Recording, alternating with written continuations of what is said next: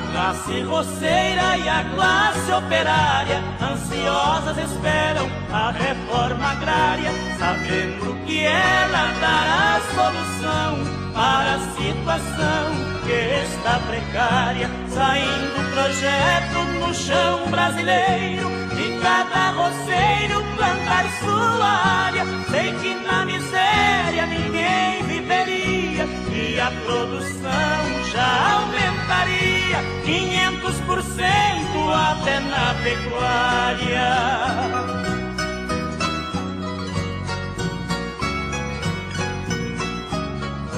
Esta grande crise que há tempo surgiu maltrata o caboclo, ferindo seu brio. Dentro de um país rico e altaneiro, morre brasileiro de fome ou de frio. Em nossas cidades, ricas em imóveis, milhões de automóveis já se produziu. Enquanto o coitado do pobre operário vivia apertado, ganhando um salário que sobe depois que tudo subiu.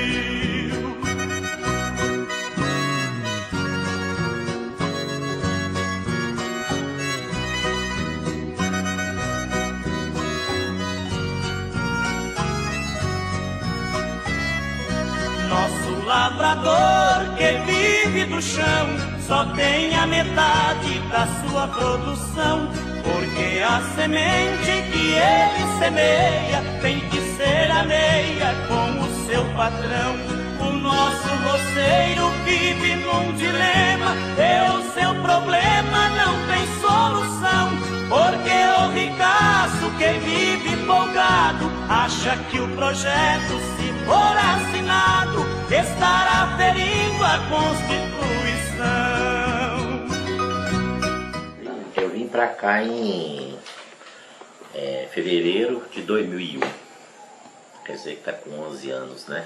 De 11 para 12 anos já, né? Então cheguei aqui em fevereiro que eu fui assentado. Agora, antes de ser assentado, a gente ficou um período que a gente veio do início de 2000, a gente ficou um pouco acampado, né? E depois, finalzinho de 99, início de 2000, a gente ficou uns 6, 8 meses acampado, porque eu sou mais novo no grupo. Quando o grupo veio aqui para dentro da terra, é que eu fui incluído no grupo. A reforma agrária, ela foi assim um passo importante para as pessoas que não têm assim um lugar de viver, porque nós, como agricultores, que sempre fui agricultor, a gente não teve assim a facilidade de você, não teve a oportunidade de estudo, né? A gente não tem quase estudo, é a vida que ensina a gente. No início foi muito difícil. Nos inícios da reforma agrária, as pessoas que buscavam ser um assentado, ele era mal visto, ele era como assim, um agitador, né? Que ele era uma pessoa que as pessoas não sabiam da necessidade do trabalhador, do camponês. Então pensavam, não, isso é um agitador, isso é vagabundo, isso. Então eu acho que hoje essa fase já praticamente está ultrapassada. Hoje está bem, a loja, a gente chega onde quiser, compra, né, sem problema nenhum. A gente serve até de referência para muitas pessoas, para dar informação. A gente é muito bem assim, na cidade de Goiás, a gente, socialmente, a gente é muito bem visto, entrosado, a gente, festas, a gente é convidado para participar de muitas festas em clube, essas coisas. Então, graças a Deus, falar em faculdade, eu já saí daqui para falar em faculdade em Goiânia, em Brasília. Então a gente assim, a gente entrou bem, entrou mesmo em... Hoje a gente, a vida a gente entrosou socialmente, tá bem. Não tá ruim, não, tá bom. A gente veio, tinha aquela vontade de ser alguém, mas você não sabia como ser alguém, né? Isso aí foi um estímulo pra gente buscar ser esse alguém, buscar porque a gente tinha um compromisso com a gente e com a sociedade. Era dois compromissos assim ao mesmo tempo, porque a gente tinha que provar por que a gente queria a terra para a sociedade. e provar para a gente mesmo que a gente não estava errado de buscar essa terra, que a gente tinha um compromisso social com a família, com a sociedade. A gente eu teve assim uns momentos assim que foi difícil. Quando eu trabalhei, engraçado que até os 20 anos por aí, eu trabalhei muito com meu pai trabalhava muito para as fazendas, assim, e eu junto. Meu pai tinha uma pequena propriedade, meu pai comprou uma pequena propriedade para que os filhos, que nós somos 9 irmãos, falou, para poder ver se meus filhos ficam esparramando tudo. E ainda está tudo esparramando, cada um. Aí nós passamos muitos anos juntos. Foi aí que a coisa firmou, sabe? Meu pai adquiriu uma pequena propriedade e os 9 filhos ficou lá muitos anos. Depois ele foi casando, ele casou seu rumo. Mas realmente foi o alicerce da família. Foi esse. Aí a gente vê a questão da pessoa ter o seu lugar. Né? Meu pai adquiriu essa terra, conseguiu juntar a família e a família definiu o rumo da família. Então são coisas que tem as fases difíceis, mas vem umas coisas para te ensinar. Né? Dona Divina, a senhora ajuda seu marido aqui na agricultura também? Ajuda, sim. A senhora gosta de trabalhar nessa área? Gosto muito. É o que a gente aprendeu, né, também. O meio de vida nosso é esse. Aí nós levantamos cedo e nós vamos colher, aí ele vai fazer entrega. Aí que eu vou cuidar de tratar dos porcos, arrumar a casa, fazer almoço para os funcionários. Ligar a irrigação. Ligar a irrigação. Sempre é ela que irriga mais a hora. Às vezes nós temos até 2 entregas por dia. Aí, às vezes quando ele chega aqui, o supermercado já ligou falando que quer mais. Tem o nome assim de uma pessoa, por exemplo, nesse trabalho todo aí, que, por exemplo, foi importantíssimo para vocês não esquecem de jeito nenhum, ajudou muito? Isso tem. Nossa, assim, o órgão CPT, né? Nossa, o CPT pegou na nossa mão praticamente, né? E principalmente a pessoa do Guinel, né, que foi o começo. Eu não posso esquecer do Guinel hora nenhuma. Foi o Dr. Luismar, né? Dr. Luismar. Nossa, Dr. Luismar foi... Nós estamos aqui hoje graças a CPT e a pessoa do Luismar, porque na época nós dois trabalhávamos lá na Escola Família, né? De repente o Zé estava até viajando quando o INCRA, né, o superintendente do INCRA e o Luismar, na época, chegou lá, né, para fazer o convite para nós virmos para cá. Aí eu falo, né, que aqui é a terra prometida. Então é coisas muito marcantes na nossa vida. Pé de fruta aí. Esse ano deu menos fruta, mas ainda vai dar mais de 1.000, dá. O ano passado deu mais de R$2.000. Nós colhemos lá, porque a gente faz, aquela questão que eu estava falando para vocês. A gente colhe as coisas e vai marcando, né? Para você saber que realmente o que dá retorno e o que não dá, né? Então... isso aí a gente já sabe. Então agora na questão das frutas, né, a gente são coisas que tem que plantar, né?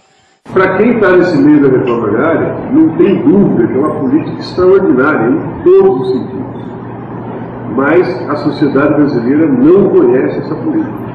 Conhece só o conflito, conhece só a pobreza e a miséria que se instalou em muitos assentamentos por um grande período, justamente porque não se tinha condições mínimas nenhuma de sobreviver nesses assentamentos, porque só se redistribuía a terra.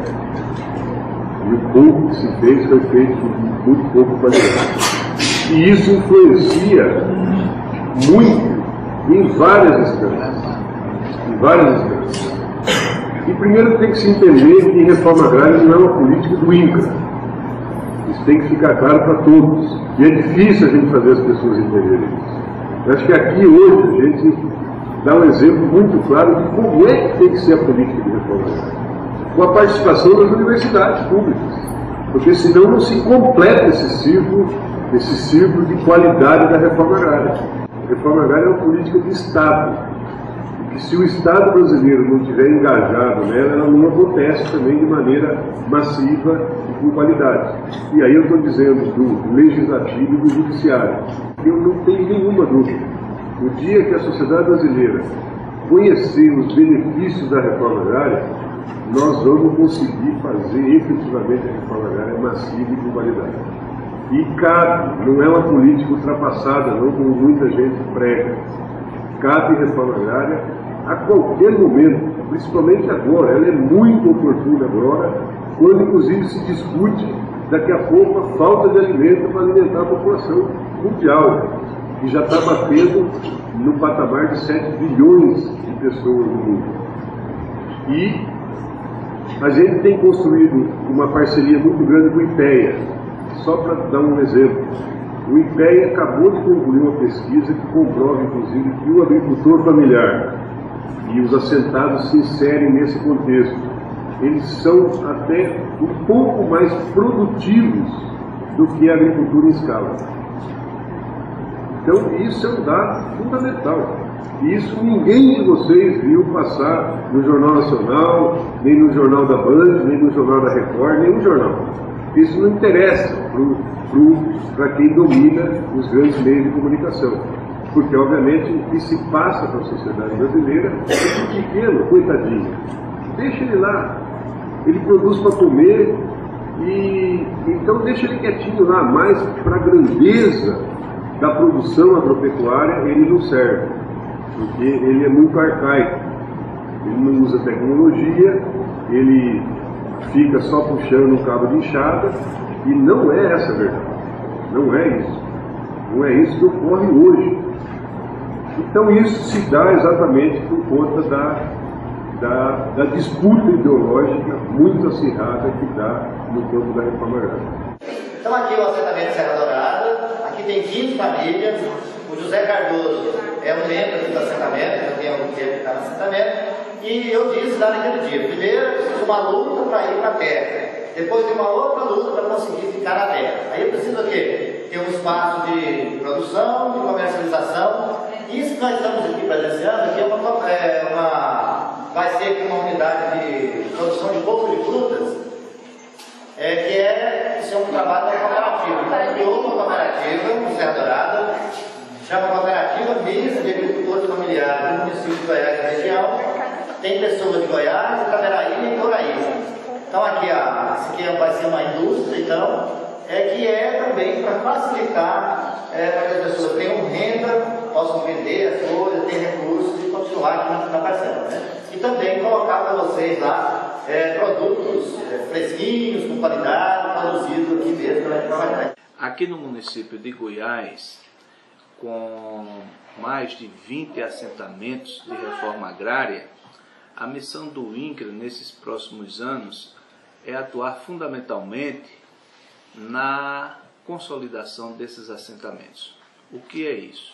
Isso significa mais infraestrutura, ou seja, mais estradas para os assentamentos e melhores estradas, mais energia elétrica naquelas unidades habitacionais que ainda não têm energia elétrica, melhorar o serviço de abastecimento de água, principalmente para o consumo humano e a dessedentação animal. Então, no campo da infraestrutura, no campo da assistência técnica, é promover a universalização da assistência técnica, ou seja, que todos os assentados do município de Goiás recebam assistência técnica. O desenvolvimento sustentável e a reforma agrária, eles andam muito juntos, porque os pequenos agricultores do campo e da reforma agrária, eles participam bastante com a produção diversificada de alimentos. Se eles têm um meio ambiente integrado à sua produção, ela somente melhora e produzirá alimentos sadios. Então nós acreditamos bastante que há uma inter-relação muito forte entre a reforma agrária e esse desenvolvimento que nós chamamos de sustentável. Descer para a cana, recolher a garapa da cana, roubar da cana, doçura do mel, se lambuzar de mel.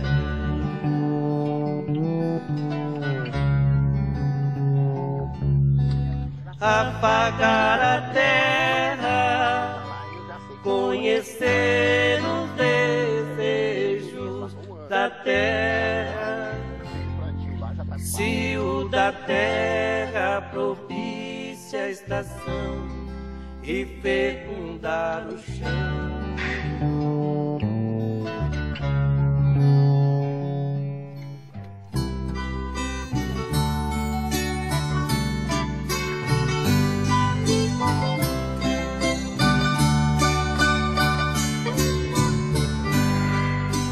Debulhar o trigo, recolher cada baco do trigo, forjar no trigo o milagre do pão,